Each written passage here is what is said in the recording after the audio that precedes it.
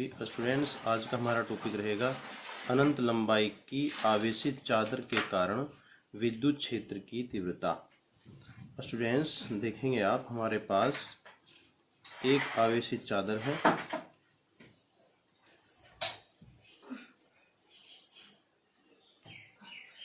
इस आवेशित चादर पर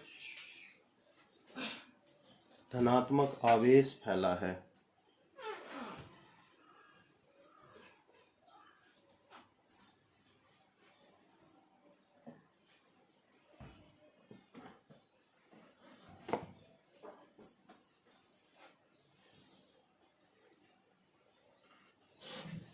और इस आवेशित चादर के बीच से हमने एक बेलनाकार वस्तु को गुजारा है।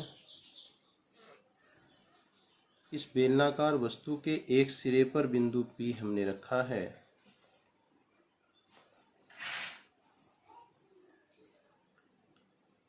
और इस सिरे का नाम है AB और इस सिरे का नाम है C और D। केंद्र से इन दोनों सिरों की दूरियां R है और इस बीच वाले भाग का क्षेत्रफल कैपिटल A है। यहाँ इस सिरे पर हमने एक छोटा स्वल्पांश माना है जो बिंदु P पर स्थित है और इसी पर हमें विद्युत क्षेत्र की तीव्रता पहले ज्ञात करनी है। यहाँ इस बिंदु P पर विद्युत क्षेत्र की तीव्रता E और सूक्ष्म क्षेत्रफल दोनों की दिशा बाहर की ओर है।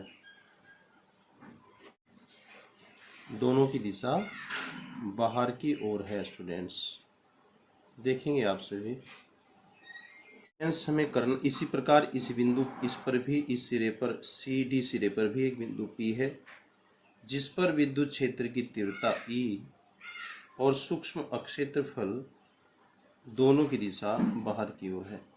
दोनों की दिशा बाहर की ओर होने के कारण यहाँ पर थीटा एंगल 0 हो जाता है। यहाँ भी और यहाँ भी थीटा बराबर हम 0 लेकर चलते हैं। स्टूडेंट्स आप सभी को पता है कि जब एक चादर को हम धनावेशित कर देते हैं, इस चादर के दोनों साइड जो हैं वो दोनों धनावेशित है। तो जब दोनों साइड धनावेशित होंगी तो इसकी दोनों साइड से बल रेखाएं बाहर की ओर निकलेंगी। तो बल रेखाएं बाहर की ओर निकलकर इस सिरे से भी होकर जाएंगी, इस AB सिरे से भी जाएंगी और इस CD सिरे से भी गुजरेंगी। स्टूडेंट्स जब दोनों सिरों से AB और CD दोनों सिरों से बल रेखाएं जाएंगी तो हम इन दोनों सिरों का विद्युत फ्लक्स स्टूडेंट्स ज्ञात करेंगे। और स्टूडेंट्स हमने दोनों सिरों का विद्युत फ्लक्स ज्ञात करने का आपको फॉर्मूला लिखाया हुआ है। स्टूडेंट्स एक सिरे का हो जाएगा, हम निकालते हैं d phi E equal to integration, हम यहाँ लिखेंगे AB सिरे का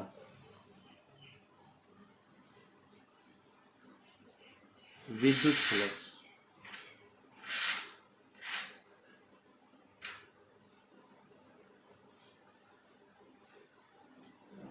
यहाँ AB सिरे का हो जाएगा students EDA cos theta. Students theta बराबर 0 है, d phi E equal to integration EDA रह जाता है।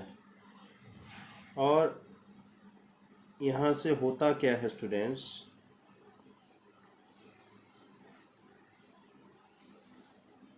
दोनों साइड का इंटीग्रेशन अगर हम लेकर चलें तो ये हो जाएगा इंटीग्रेशन DA और यहाँ से हमारी वैल्यू आ जाती है EA। इसी प्रकार स्टूडेंट्स हम क्या करेंगे, हम इस CD सिरे का भी विद्युत फ्लक्स ज्ञात करेंगे। CD सिरे का विद्युत फ्लक्स, इसका भी स्टूडेंट्स ऐसे ही ज्ञात करेंगे।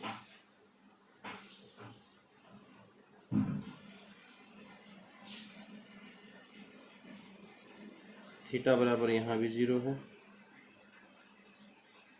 तो स्टूडेंट्स ये हो जाएगा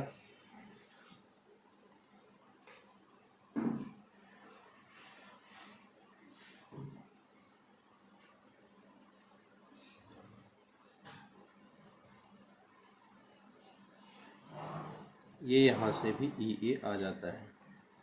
स्टूडेंट्स, हमने दोनों सिरों का सूक्ष्म भाग का विद्युत फ्लक्स ज्ञात किया है। अब इस चालक जो बेलनाकार चालक है, इसके संपूर्ण भाग से होकर जाने वाला विद्युत फ्लक्स कितना होगा स्टूडेंट्स? तो हमने जो दोनों सिरों का ज्ञात किया है, इन दोनों सिरों को हम जोड़ देंगे और संपूर्ण चालक से संपूर्ण बेलनाकार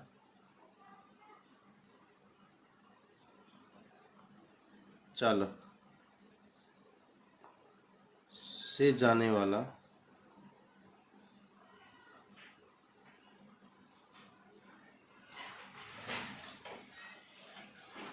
विद्युत फ्लक्स,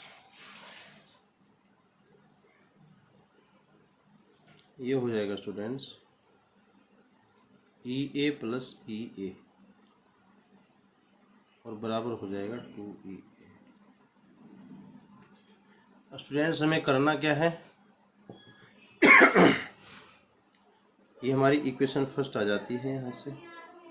अब हम इसके बाद गॉस की प्रमेय का यूज करेंगे। गॉस की प्रमेय से, गॉस की प्रमेय है हमारे पास स्टूडेंट्स Q अपॉन एप्सिलॉन 0 होती है और यहाँ से हमें Q का वैल्यू निकालना होता है। स्टूडेंट्स, ये एक चादर है, चादर मतलब एक पृष्ठ है और इस पृष्ठ का आवेश पृष्ठ घनत्व तो हमें पता होना चाहिए, सिग्मा बराबर Q अपॉन ए होता है। तो उसी फॉर्मूले से हम निकालेंगे Q बराबर सिग्मा ए। हमने आपको पहले वीडियो में बताया हुआ है। इस Q की वैल्यू अगर हम यहाँ रखें तो हमारे पास आ जाता है सिग्मा ए अपॉन एप्सिलॉन 0। इक्वेशन 2 आ जाती है स्टूडेंट्स। अब हम करेंगे क्या, इन दोनों इक्वेशन को बराबर रखेंगे कि दोनों विद्युत फ्लक्स हैं। समीकरण 1 व 2 से दोनों को बराबर रखें तो 2E A बराबर आ जाता है सिग्मा ए अपॉन एप्सिलॉन 0। ए से कैंसिल हो जाता है स्टूडेंट्स और यहाँ से हमारी वैल्यू निकल जाती है, ये 2 इधर गुणा से इधर भाग में आ जाएगा और ये एप्सिलॉन 0 वैल्यू हमारी यहाँ से निकल जाएगी स्टूडेंट्स। हमारी वैल्यू आ जाती है E बराबर सिग्मा अपॉन 2 एप्सिलॉन